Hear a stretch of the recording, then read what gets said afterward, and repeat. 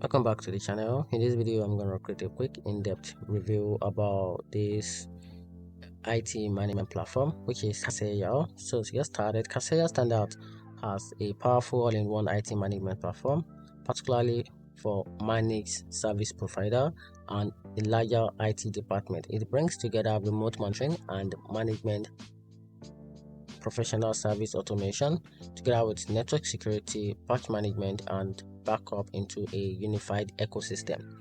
Its integration with other Kaseya-owned tools like Datto, IT Glue, BMS gives it an edge for organizations seeking a full-stack IT infrastructure with a centralized control and automation.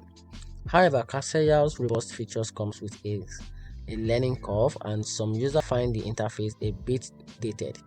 Price can also be on the higher end, especially for small teams. And here's a very conclusion: if your business demand an enterprise-grade integrated IT management solution in 2025, Kaseya is still one of the best in class, offering depth, reliability, and scales for complex environment.